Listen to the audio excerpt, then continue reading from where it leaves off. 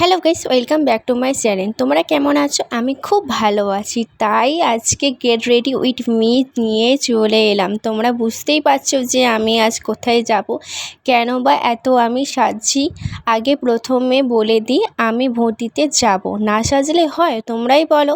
তাই একটু সাজুগুজু করে নিচ্ছি। প্রথমে আমি কোল্ড ক্রিম মেখে নিলাম, তারপর প্রাইমারটা মেখে নিলাম। আমি সানক্রিম মাখলাম না বলে নর্মাল একটা ক্রিম মেখে নিয়েছি, তোমাদের বললাম ফার্স্টেই আমি। তারপর ফিটমি ফাউন্ডেশন আমি ইউজ করি, তো ফিটমি ফাউন্ডেশনটা আমি মেখে নিলাম ভালো করে, মুখটা ভালো করে মেখে নিয়েছি।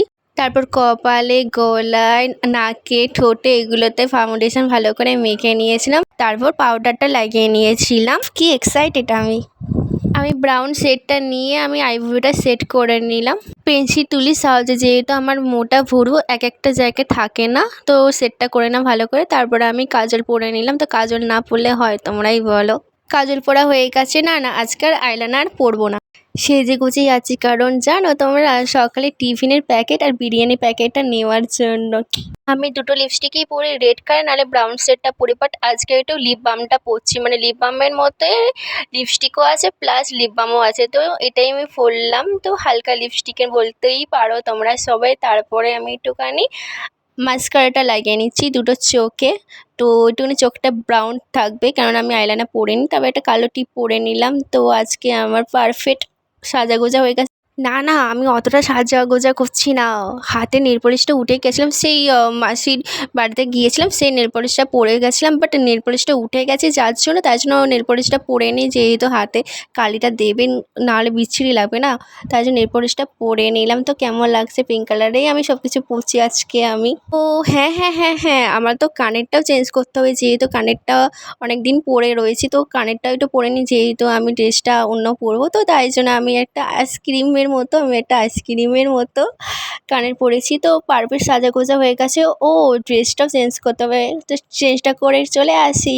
তো চেঞ্জটা করে নিয়েছি, তো সেন্টটা মেখে নিলাম। তো এই সেন্টের গন্ধটা খুব সুন্দর, ইভা সেন্ট। তো আমার এটা ফেভারিট সেন্ট বলতে পারো তোমরা। তো আমি পিঙ্কু হয়ে গেছি। তো পিঙ্কু আমার ফেভারিট কালার বলতে পারো তোমরা সবাই। তারপরে মাও রেডি হয়ে গেছে, তো মা আর আমি বেরিয়ে পড়লাম। তো বাইরে ভীষণ রোদ পড়েছে, তো আমি আর মা দুজনে মিলে গল্প করতে করতে গিয়েছিলাম। তো ছাতাটা নিয়ে যাচ্ছিলাম, বাট আমি ছাতা ঘাটাতেই আমি ভুলে গেছি।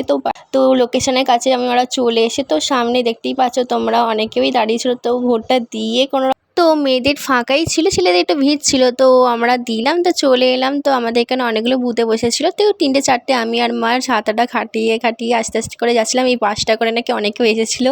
তো আমরা ভাবছিলাম বাসে উঠবো, তো সামনাসামনি তো বাসে আর উঠিনি। তারপর গোপলুর জন্য আইসক্রিম আর মিষ্টি কিনে নিয়ে যাচ্ছিলাম। কোন আঙ্গুলে কালিটা দিয়েছি দেখে নাও।